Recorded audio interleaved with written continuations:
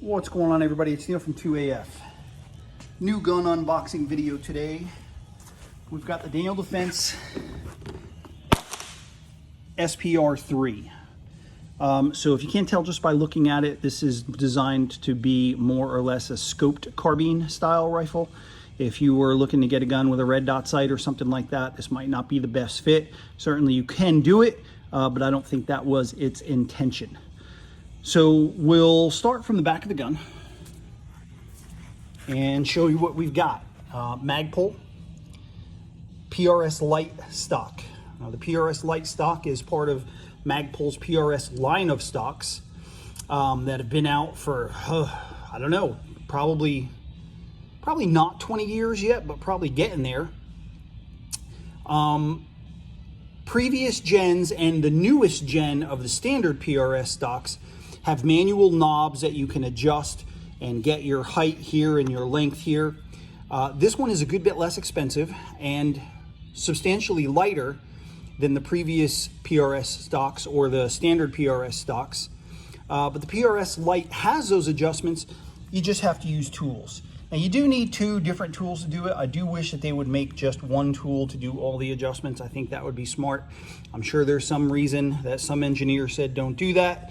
It may be a good reason, maybe it's not. But I think for convenience sake, it would have been easier to have just one tool.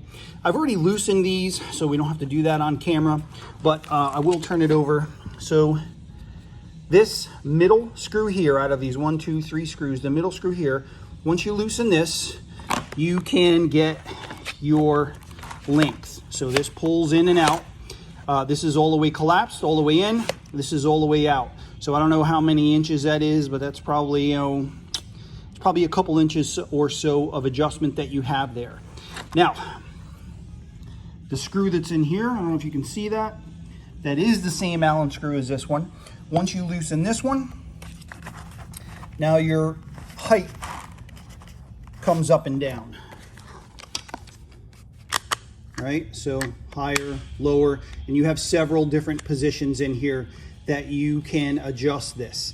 Now the reason this is important, especially this one, I would say, is when you put a scope on here, not everybody's face is the same. And generally speaking, when you get like somewhere around a 1.5 inch scope mount, that puts a lot of people's face, when they get a good cheek weld, their cheek gets on the stock, their eye gets right behind the optic.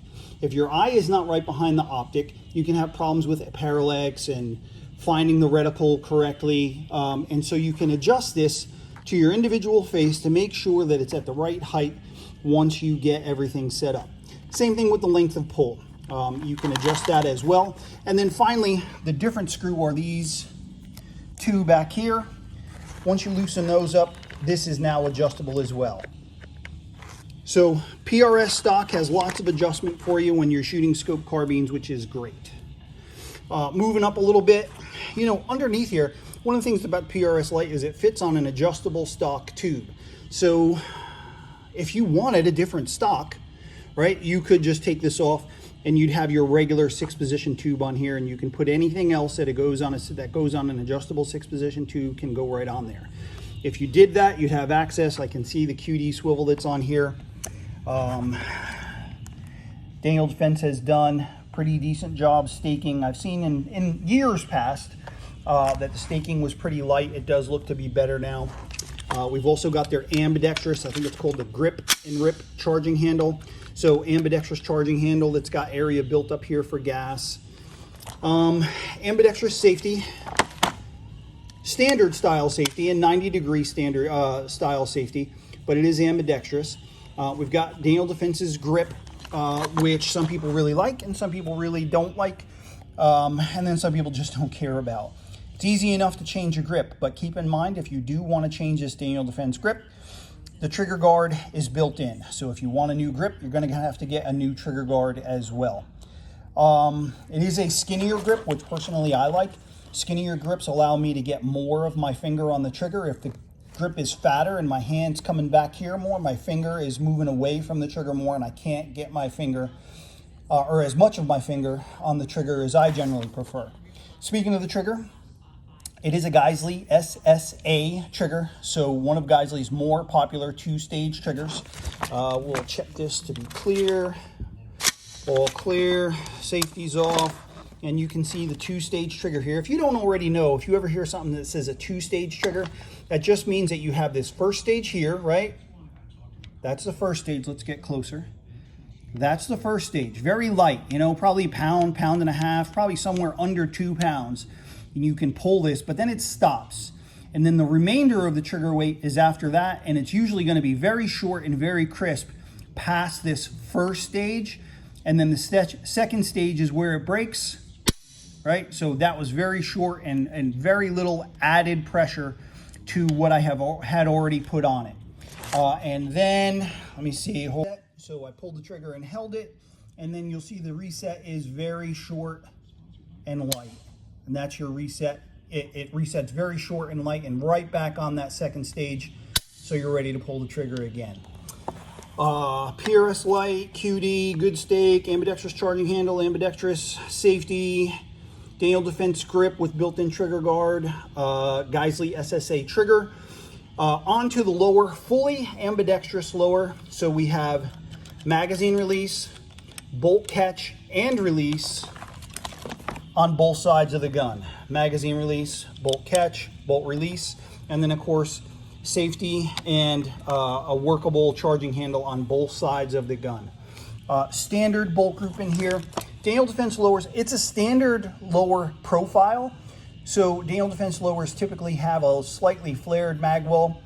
It's really not that much at all, but it is a little bit more over your standard forged lower, or billet lower for that matter, standard ones.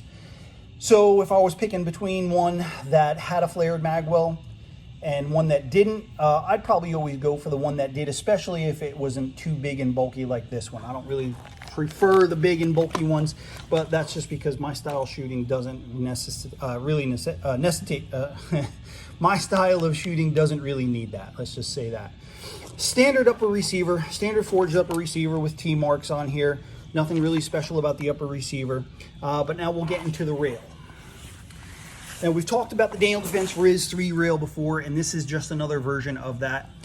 I think the standard RIS II rail was released in like 2004 or 6 or something like that. So this rail design's been around a long time. Now, you might see that and think that there's been a lot of improvement over the years. And I'm not so sure that I would go, you know, that far to say there's been a lot of improvement. Certainly there probably has been some improvement, but just because there's a lot more rails available since this came out doesn't necessarily mean all or many of them are better. The RIS series handguards were always known for being very, very strong and rigid, and this just really continues on with that tradition.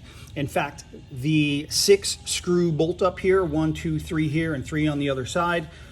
The top 2 go in from the back, the bottom one goes in from the front. It's the same exact thing as the RIS II. If you were to undo these screws, you could take this whole M-lock section off and you could drop on a Picatinny RIS II forend. I'm not saying you should do that, I'm just saying that you could. Just to explain that this is that same rigid lockup that the RIS II always became known for. As far as M-lock rails go, this is certainly slimmer and lighter than most of your Picatinny rails that are out there. But if you look at it compared to many other M-lock rails, it's probably a little wider. I wouldn't really say it's a lot heavier. It's heavier for sure than some of the really thin rails that are out there, say like the Centurion Arms rails and the BCM rails that are very, very slim and very, very light. They have very good strength to weight ratios on those, but this is going to be a little bit beefier than those. So not heavy for an M-lock rail, but lighter, heavier than some of those light ones for sure. Now, it's a 15-inch RIS III rail, and the other thing that's what's the same about all the other ones, but what makes it different is the length, that it's 15-inch. All the other ones prior to this were 12-inch. The FSP was 12.5 and then shorter, but then this one also has the Arca rail that is on the bottom. Now, there's different series of Arca rails you can get. This is the Area 419 spec, where they have all of these small indents here that the ARCA rail can lock into. That does make it kind of very rigid at the most amount of positions, but it's not as smooth to go back and forth. So if you prefer something that's smoother, you can probably get that. This is a removable piece. That was another cool thing I always liked about the RIS 3 rail, was that this is a removable piece. You can get into the exterior of the barrel. You know, I'm working with a bunch of LE trade-in guns right now, just coincidentally, and while the guns have been maintained well all inside the barrel, inside the upper, the bolt group and everything was really clean, taking the rail off isn't something that is really normal, so you can't often get into the exterior surface of the barrel. And, you know, if you can't do that, you're much more likely to see things like rust. It's harder to get oil on there, which prevents that to begin with. So I really like the fact that these 2 screws here, 2 more on the other side, undo those, and you can take this whole bottom section off and perform maintenance to your rail. Underneath the rail here, that 15-inch ARCA M-LOK rail, the RIS 3 version, that is in black, by the way, is an 18-inch stainless steel, hammer-forged barrel. It is not chrome lined. It is, I think it's a melanite coating, I believe it is, or some kind of QPQ coating. It's not a chrome lined barrel, which is not unusual for a precision barrel like this is. So it's an 18-inch SPR profile, which is a little fatter profile. It's not a bull barrel. It's not a really heavy barrel, but it's certainly heavier than normal. 18-inch hammer forged stainless steel precision barrel with a rifle length gas system. There's a Mark 12 gas block that's underneath here, and it comes with your Daniel Defense's standard A2-like flash hider. It's not an A2 flash hider, but it resembles one. I don't know 100% for sure. Hold on, I'm gonna pause this. Yeah, I wanted to pause this and splice this in here because I saw this step here and I wondered if it was profiled for an OpSync / Allen Engineering / Otter Creek Labs 12th model AEM5 OCM5. I know it's confusing. If you know what those are, you know exactly what I'm talking about. But those silencers, which are probably some of the best sounding silencers you can put on a gun, especially when it's an 18-inch like this, they require a step in the barrel at a very specific spot so that you can use the appropriate brake and collar. If you don't have that step, there's ways around it, but the easiest way to do it is if you have that step. And I just wanted to get out this PRI barrel here, or this Douglas barrel, and honestly, it looks to me like that step is in the exact right spot.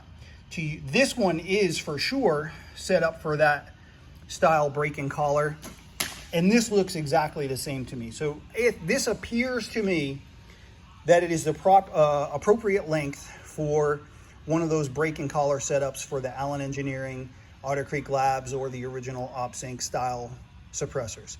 So that's cool news. Man, that's about it that I got on the gun today. We'll take a look. It also comes with chamber flag. Let's open up the bag here and see what's in here. Your Daniel Defense 32 round mag. That's for your Geisley SSA trigger that's installed there. Your Daniel Defense owner's manual, and then of course your decal. And then if you were to get the gun from 2AF, there would be some other 2AF associated swag in there as well. So that's what we got for you today. Daniel Defense SPR III 18-inch stainless steel barrel gun, Geisley trigger, ambi lower, RIS 3 rail with the Area 419 ARCA adapter on the bottom, or actually built. It's not an adapter, it's built into the rail. Looks like a great gun. If you want more info on it, just head on over to 2af.com, look it up, SPR III. While you're there, get yourself signed up for email notifications. It's the best way to keep an idea of the stuff that's coming into the warehouse, what's going out of the warehouse, and what's going on around here, the warehouse at 2AF. If I can do anything to help, always be in touch. Neil at 2af.com. Call or text 904-593-6922, or be in touch on any of these social media platforms. I'm always happy to help.